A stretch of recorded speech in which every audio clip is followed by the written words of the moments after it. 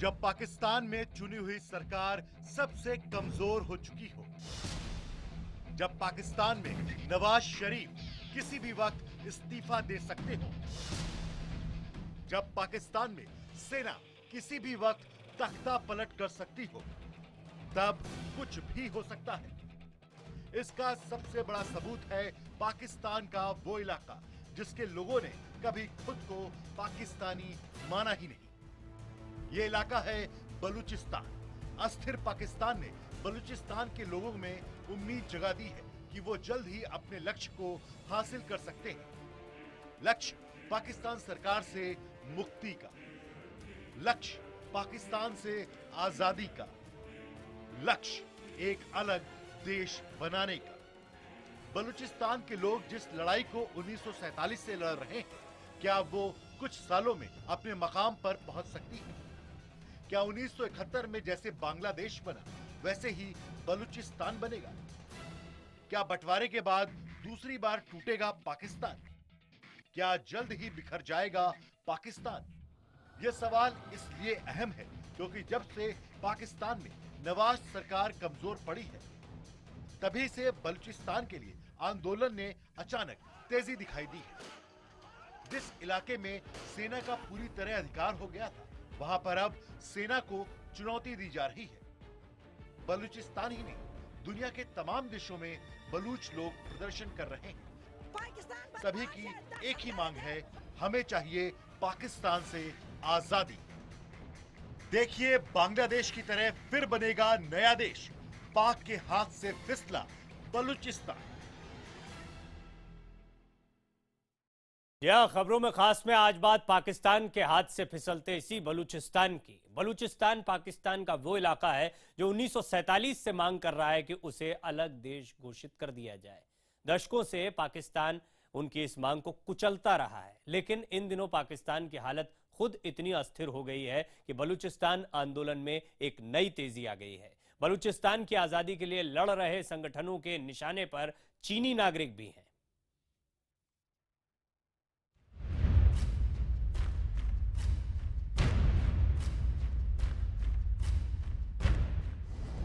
तख्ता पलट की आशंका के बीच नवाज शरीफ का सिरदर्द कम होने का नाम नहीं ले रहा।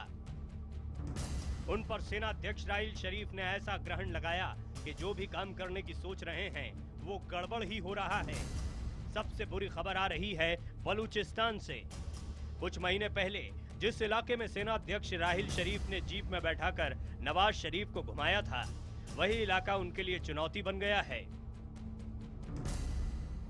चीन की मदद से बन रहे ग्वादर पोर्ट के इलाके में पिछले कुछ सालों से चल रहा आंदोलन अब बेकाबू होता जा रहा है। इस आंदोलन को बलूचिस्तान से जुड़े 3 प्रतिबंधित संगठनों से बड़ी चुनौती मिल रही है। ये 3 संगठन हैं: Balochistan liberation front, Balochistan liberation आजाद नहीं हो पाएंगे। उन्होंने भारत से बलूच आंदोलन का समर्थन करने की मांग की है। इंडिया के अवाम को और इंडिया की गवर्नमेंट को, अफगानिस्तान की अवाम को, अफगानिस्तान की गवर्नमेंट को बलोचों के साथ खुल के खड़ा होना पड़ेगा। ये आपके अपने अवाम के लिए अच्छा है, क्योंकि जितना आप इस कैंसर को, जो ये दुनिया की, ये ग्लोब के ऊपर एक कैंसर है, एक सरतान है, इसको जितना आप छोड़ेंगे उतना ये फैलता जाएगा। जितनी देर से आप इसकी ट्रीटमेंट तो होगी, लेकिन जितनी देर से होगी उसके साइड इफ़ेक्ट्स उतने ज़्यादा होंगे। यकीनन जानकारों की राय में भी भारत का बलूचिस्तान के लोगों की मदद करना सही कदम होगा। चीन और पाकिस्तान के नापाक इरादों से निपटने के लिए भारत को बलूचिस्तान जैसा दोस्त मिल सकता है। अलग बलूचिस्तान देश भारत के लिए रणनीतिक तौर पर अहम है। बलूचिस्तान बनने पर पाकिस्तान का 44% हिस्सा कम हो जाएगा। पाकिस्तान से समुद्र तट का बड़ा हिस्सा भी छिन जाएगा। कश्मीर मुद्दे पर भी हमेशा के लिए कमजोर पड़ जाएगा पाकिस्तान। यही नहीं, बलूच लोग भावनात्मक रूप से भारत के साथ हैं। यानी पाकिस्तान को सबक सिखाना है तो भारत को अपनी रणनीति बदलने के बारे में सोचना चाहिए। जिंदगी मौत की जंग लड़ रही, क्योंकि चीन ने अब कब्जा कर लिया है पूरे बलूचिस्तान पे, और पाकिस्तान के फौजी और जो पॉलिटिशियन है उनको इधर मिल जाएगा, बैंक में जैसे रखा हुआ उन्होंने पैसा, वो और पैसा चला जाएगा। आजादी के लिए बलूचिस्तान में अब तक 5 बड़े आंदोलन हो चुके हैं। और इसका खौफनाक नतीजा है बलूचिस्तान में 20,000 आंदोलनकारियों की रहस्यमयी मौत। बलूच लोगों का आरोप है कि सेना उनकी आवाज को कुचल रही है और अंतर्राष्ट्रीय मीडिया और मानवाधिकार एजेंसियां भी उन्हें नजरअंदाज करती हैं। बलूचिस्तान को इस तरह भुला दिए जाने पर यहाँ का नौजवान बहुत तकलीफ में है। वो तो बोलने नहीं देते वहाँ पे, क्योंकि वहाँ पे जो आपको तो इल्म होगा कि कितने सहाफ़ी जो मकाम बलूच सहाफ़ी थे उनको उठाया गया, फिर उसके बाद उनकी लाशें फेंक दी गई, वहाँ पे अखबार बैन। बलूच लोगों की मांग है कि इस बीच भारत अगर उनके नैतिक समर्थन के लिए भी तैयार होता है तो ये रणनीति में बड़ा परिवर्तन होगा। जानकारों का भी कहना है कि अगर भारत चाहे तो बलूचिस्तान आंदोलन की आड़ में पाकिस्तान को एक झटके में बर्बाद कर सकता है। आप खुद सुनिए कैसे एक बार राष्ट्रीय सुरक्षा सलाहकार अजीत डोभाल ने पाकिस्तान को धमकी देते वक्त कहा था कि अब अगर एक बार फिर मुंबई जैसा हमला हुआ तो बलूचिस्तान पाकिस्तान से अलग कर दिया जाएगा। If you are in the defensive offense, we will see where the balance of equilibrium is. Pakistan's vulnerability is many times higher than of India. Once they know that India has shifted its gear from the defensive mode to defensive offense, they will find that it is unaffordable for them. You can do one Mumbai, you may lose Balochistan. Balochistan के लाखों नौजवान हर दिन हर पल पाकिस्तानी सेना का अत्याचार झेल रहे हैं। यहाँ के कई नेता विदेश में निर्वासित जीवन बिता रहे हैं और वहीं रहकर पाकिस्तान से आजादी की मांग उठा रहे हैं। इन लोगों को उम्मीद है तो सिर्फ एक देश से, वो है Bharat. Bureau report, IBN 7।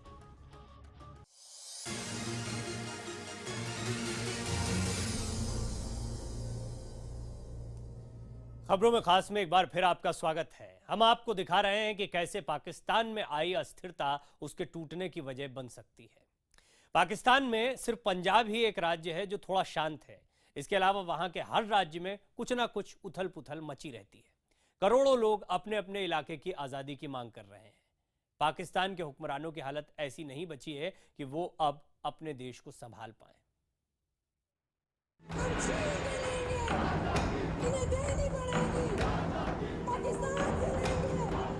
Pakistan तेरे टुकड़े होंगे। अब यह नारा भविष्यवाणी की तरह पाकिस्तान की फिजाओं में गूंज रहा है। अब तक जो सच पाकिस्तान छुपाता आ रहा था, विरोध की आवाज जिसे दबाता आ रहा था, अब उसे फौजी बूंदों के जोर से और नहीं दबाया जा सकेगा, क्योंकि अब सारी दुनिया देख रही है कि कैसे पाकिस्तान का हर टुकड़ा आजाद होने के लिए छटपटा रहा है। वो दिन दूर नहीं जब पाकिस्तान के टुकड़े होकर बलूचिस्तान, सिंध और अफगानिस्तान से लगा इलाका फाटा, ये तीनों अलग अलग देश बन जाएंगे। सच्चाई ये है कि पाकिस्तानी पंजाब को छोड़ दें तो पाकिस्तान के लगभग हर सूबे के लिए आज़ादी का संघर्ष चल रहा है। इन आंदोलनों को कुचलने के लिए पाकिस्तानी सेना तक का इस्तेमाल किया जा रहा है। फ्यूजीज वहाँ से पलायन कर रहे हैं, कई बच्चे वहाँ ऑर्फन हो गए हैं और अब ये फ़िलहाल के पिछले 1-2 हफ्ते की अगर आप बात करें तो ये पंजाब तक पहुंच चुका है। बलूचिस्तान के अलावा जिस प्रांत में आज़ादी का आंदोलन सबसे मुखर है वो है सिंध। पाकिस्तान से आज़ादी के लिए यहाँ फ्रीडम मार्च आयोजित किए जा रहे हैं। आज़ादी की मार्च आयोजित करने वालों का दावा था कि पाकिस्तान का 70% टैक्स सिंध से आता है। सिंध में पाकिस्तान की प्राकृतिक गैस का 69% उत्पादन होता है। पाकिस्तान के 75% कच्चे तेल का उत्पादन सिंध करता है। फिर भी सिंध पाकिस्तान के सबसे पिछड़े सूबों में से एक है। दरअसल पाकिस्तान की ये रणनीति रही है कि सिंध जैसे सूबों को जितना लूटा जा सकता है उतना उन्हें लूटा जाए, लेकिन कल्याणकारी योजनाओं और विकास के मामले में ऐसे इलाकों को हमेशा पिछड़ा रखा जाता है। इसीलिए अब बलूचिस्तान के बाद सिंध में भी पाकिस्तान से अलग होने की मांग ने जोर पकड़ लिया है। पाकिस्तान की मिसाइल दिल्ली, मुंबई और बताइए कहां कहां लगे नहीं है। पाकिस्तान के पास टैक्टिकल न्यूक्लियर मिसाइल हैं जिनकी रेंज 50 किलोमीटर होती है। पाकिस्तान हमेशा ये झूठ बोलता रहा है कि उसके अलग अलग राज्यों में हालात बहुत अच्छे हैं, लेकिन सच्चाई ये है कि यहाँ के लोग नर्क जैसी जिंदगी गुजार रहे हैं। ऐसे में अगर पाकिस्तान अपना 75वां स्वतंत्रता दिवस भी न मना पाए तो हैरत नहीं होनी चाहिए। Bureau report, IBN 7।